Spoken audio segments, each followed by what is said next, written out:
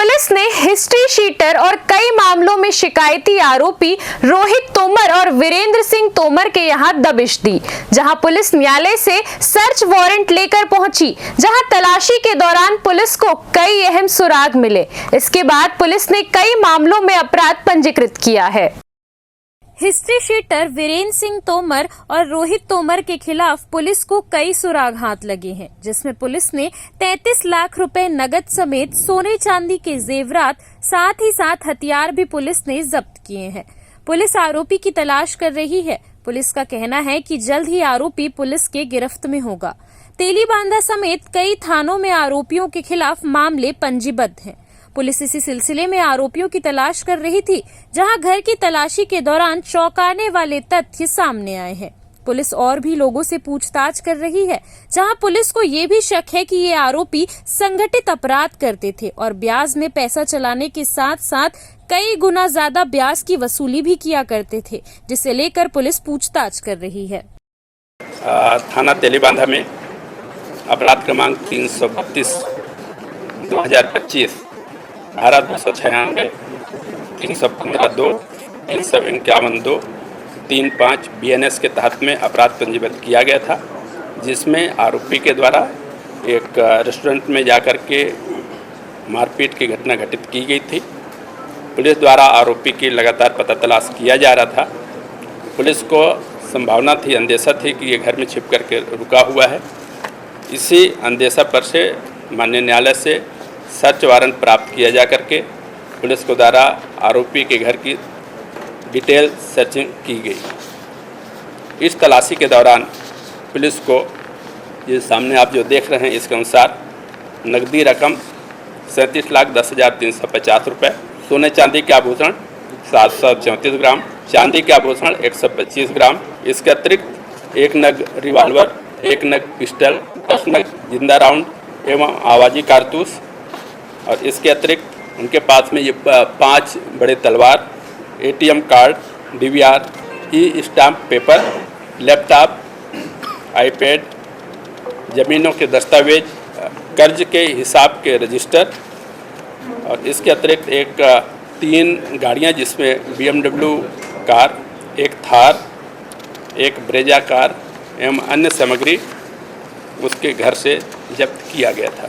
इस पूरे प्रकरण में पूर्व से पुलिस को सूचना प्राप्त थी कि इसके द्वारा कर्जा या फिर ब्याज का धंधा अवैध रूप से संचालित किया जाता रहा है।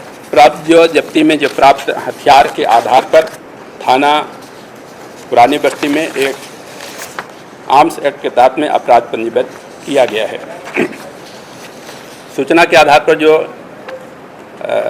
आरोपियों के घरों से जो ई-स्टाम्प पेपर, पूरे दस्तावेज, जिस पर खास करके चेकबुक और इतने सारे ATM और इनके इससे संबंधित पासबुक जैसे दस्तावेज और कर्ज देने के संबंध में रजिस्टर जो प्राप्त हुए थे, इस आधार पर कुछ लोगों से पूछताछ किया गया, जिनके द्वारा बताया गया कि मोटे ब्याज दर पर इसके द्वारा कर्जा दिया जाता था और इसके विरुद्ध में बहुमूल्य दस्तावेजों को रहन के रूप में रख लिया जाता था, जिस पर कई घर एवं संपत्ति हुआ करती थी।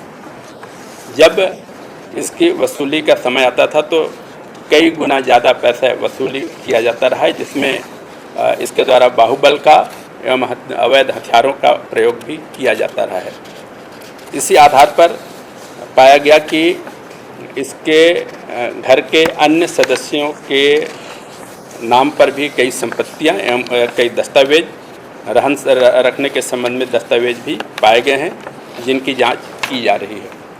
वर्तमान में ये पाया गया कि इनके द्वारा पूरे पारिवारिक सदस्य एवं अन्य जो इनके यहाँ काम करते हैं, उन लोगों के द्वारा संगठित होकर के ऐसे संपत्तियों को, ऐसे घरों को या फिर ऐसे इसके ज़मीन की रजिस्ट्री पेपर्स को गहन रखते हुए बलपूर्वक कई गुना ब्याज वसूलते हुए डराया धमकाया जाता था। इस आधार पर आरोपी रोहित सिंह तोमर, वीरेंद्र सिंह तोमर, दिव्यांश तोमर एवं अन्य के विरुद्ध में BNS की धारा 308 एक्सटॉर्शन की धारा है, संगठित अपराध की धारा 111(1) एवं कर्जा अधिनियम की धाराओं के तहत में 2 अपराध पंजीबद्ध किए गए हैं।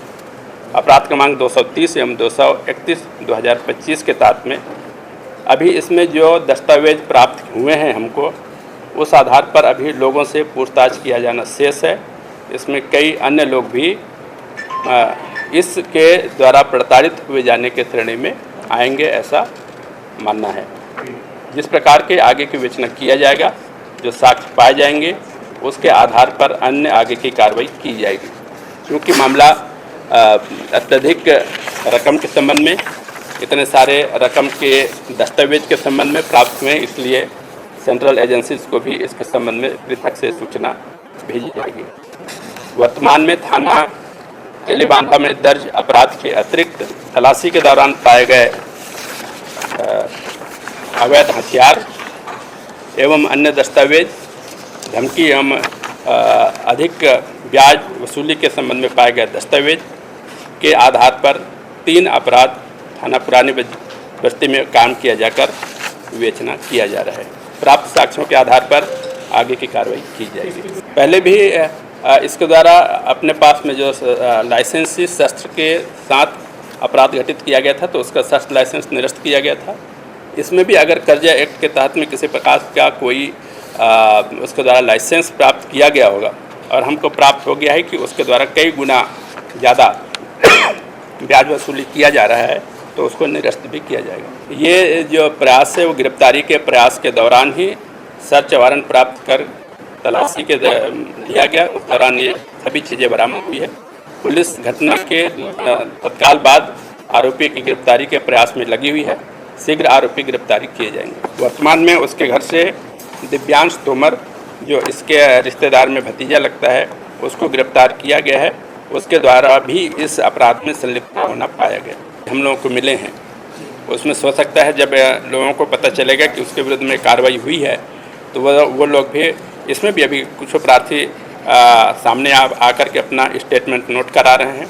हो सकता है बहुत सारे और प्रार्थी इस पर आकर के अपना स्टेटमेंट नोट कराएंगे, तो उसमें भी पृथक से अलग से अपराध पंजीबद्ध कर आगे कार्रवाई करेंगे। तो एक प्रकरण है, इस प्रकरण के अतिरिक्त भी हम लोगों से अपील करना चाहेंगे कि अगर कहीं उनके द्वारा इस प्रकार का साहूकारी या अवैध कर्जा का कोई व्यवसाय किसी के द्वारा किया जा रहा होगा और इस प्रकार के अवैध वसूली और धमकी देकर के वसूली की जा रही होगी, नियम के विपरीत जाकर के अधिक वसूली की जा रही होगी, तो इसकी सूचनाएं हम लोग तक दें लोग।